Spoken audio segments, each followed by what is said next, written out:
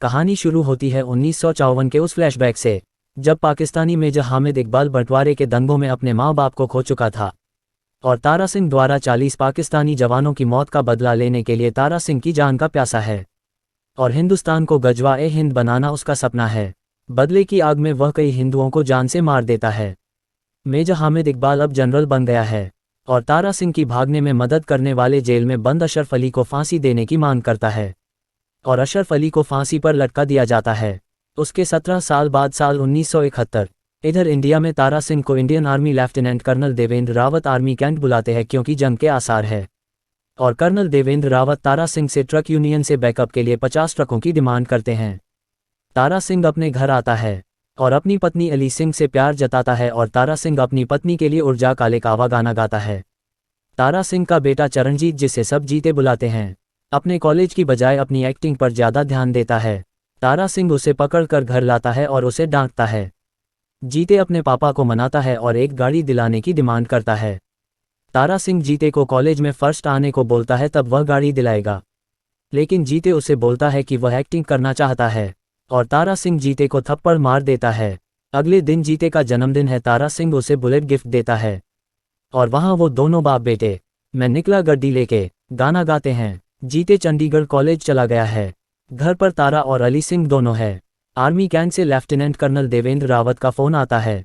Army major अपने officer से बात कर रहे हैं कि राम टेकरी पोस्ट पर पाकिस्तान ने अटैक कर दिया है।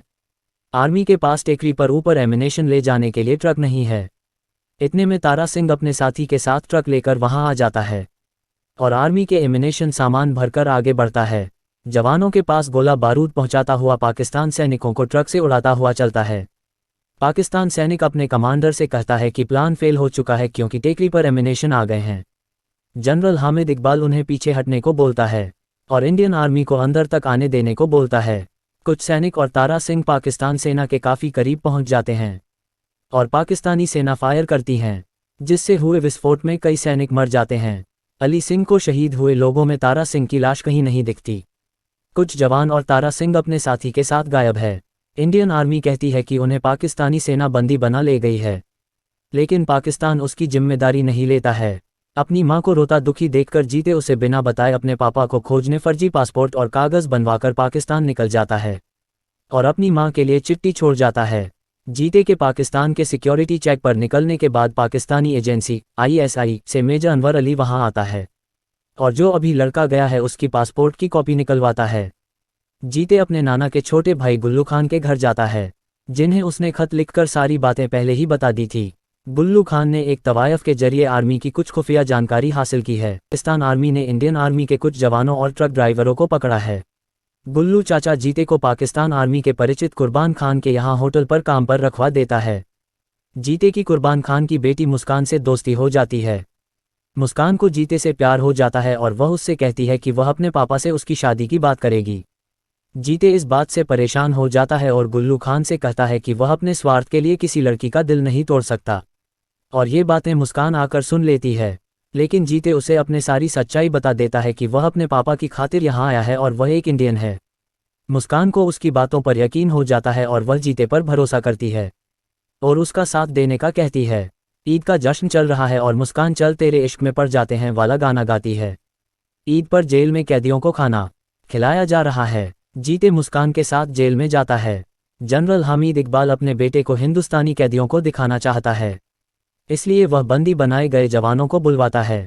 जीते सेवैयां देने के बहाने उनके करीब चला जाता है, लेकिन वहां उसका पापा तारा सिंह नहीं दिखता है, जिससे वह बहुत उदास हो जाता है और सोचता है उसके पापा की मौत हो चुकी है। ISI मेजर अनवर अली कुर्बान खान के पास आता है और जीते को वांटेड बताता है, लेकिन जीते वहां से निकलकर जेल के गार्ड को पीटकर जेल के अंदर चला जाता है और अपने पापा के साथी ड्राइवर से उसके पापा के बारे में पूछता है। वह बताता है कि तुम्हारे पापा को यहाँ लाया ही नहीं गया है। इधर इंडिया में तारा सिंह कई दिनों बाद घर आता है। तारा अपनी वाइफ अली सिंह को बताता है कि वह ब्लास्ट होने के बाद एक झरने में गिर गया था और कई दिनों से कोमा में था और मेरे पास से किसी प्रकार की जानकारी नहीं मिलने के कारण अस्पताल द्वारा घरवालों से संपर्क नहीं किया जा सका। अली सिंह तारा को जीते के पाकिस्तान जाने की पूरी घटना बताती है। तारा अपने बेटे को खोजने पाकिस्तान जाता है। तारा गुल्लू खान की बीवी के घर जाता है, लेकिन उसे उनकी कोई खबर नहीं है। वहां से एक आदमी उसे गुल्लू खान तक ले जाता है। और गुल्लू खान तारा को सारी घटना बताता है कि उस रात जेल में जीते पकड़ा गया और जनरल हामिद इकबाल ने जीते को बहुत पीटा। जीते को पाकिस्तानी लोगों के सामने मौत की सजा देने के लिए लाया गया है। यहाँ उस पर हिंदुस्तानी जासूस होने का और एक पाकिस्तानी लड़की को प्यार में फंसाकर उसकी इज्जत से खेलने का आरोप लगाया गया है। पाकिस्तान की आवाम के सामने मुस्कान को झूठी गवाही देने के लिए मुस्कान के चाचा की जान ले ली गई है। अपने भाई और पापा की जान बचाने के लिए मुस्कान को जीते पर लगाए गए झूठे आरोपों की हाँ करनी पड़ती है। लोग जीते को पत्थर मारने लगते हैं। इतने में वहां तारा सिंह आ जाता है। वह हामिद इकबाल को उसकी दुश्मनी तारा सिंह से निकालने को बोलता है और उसके बेटे को छोड़ने को बोलता है, लेकिन हामिद इकबाल दोनों को मारना चाहता है। तारा सिंह किसी परिचित के मदद से वहां ब्लास्ट करता है और चारों तरफ अफरा तफरी मच जाती है और धुएं की वजह से कुछ दिखता नहीं है, जिससे तारा सिंह पुलिस वालों को पीटता हुआ अपने बेटे को छुड़ा लेता है और वहां से आर्मी वालों को पीटता हुआ निकल जाता है। लेकिन आर्मी उसका पीछा करती है और तारा सिंह आगे भी आर्मी वालों को बेरहमी से मरता है। उसके बेटे को गोली मारने जा रहे एक आर्मी वाले की वह हथौड़े से गर्दन उखाड़ देता है। वहां से बचकर दोनों बाप बेटे एक फायर ट्रक पर बैठकर निकल जाते हैं, लेकिन आर्मी वाले उनके पीछे पड़े हैं और एक मिसाइल लॉन्च करते हैं और पूरा टैंक ब्लास्ट हो जाता है। दोनों बाप बेटे टैंकर से कूद जाते हैं, लेकिन जीते ट्रेन में कूदता है और तारा सिंह से बिछड़ जाता है। शहर में जीते आर्मी वालों से बचता भागता फिर रहा है। तारा सिंह एक आर्मी कैंप में आकर आर्मी ऑफिसर पर गन रख के उसके बेटे के बारे में पूछता है, तो वह उसे जीते की लोकेशन बताता है और तारा सिंह आर्मी वालों को मारकर वहां से निकल जाता है। मरता हुआ आर्मी ऑफिसर मौलाना को फ़ोन लगाता है और अपने लोगों को भेजने को कहता है, जिससे पाकिस्तान के कुछ लोकल लोग भी तारा सिंह को मारने उसके पीछे पड़ जाते हैं। तारा उन्हें भी मारता है और कुछ को डराकर भगा देता है। रात में एक दरगाह पर तारा को उसका बेटा उसे मिल जाता है और वह लोग कुर्बान खान की मदद से पाकिस्तान बॉर्डर पार करने वाले हैं। कुर्बान खान अपनी बेटी मुस्कान को जीते के साथ भेज देती है और वो वहीं उतर जाते हैं, लेकिन आगे आर्मी वाले तारा सिंह की गाड़ी के ड्राइवर को मार देते हैं। लेकिन तारा, मुस्कान और जीते वहां से भाग निकलते हैं। जनरल इकबाल हेलीकॉप्टर से तारा से सरेंडर करने को बोलता है और मुस्कान के भाई को हेलीकॉप्टर से फेंक देता है। मुस्कान के पिता और बाकी आर्मी जवानों को बचाने के लिए तारा सिंह सरेंडर कर देता है।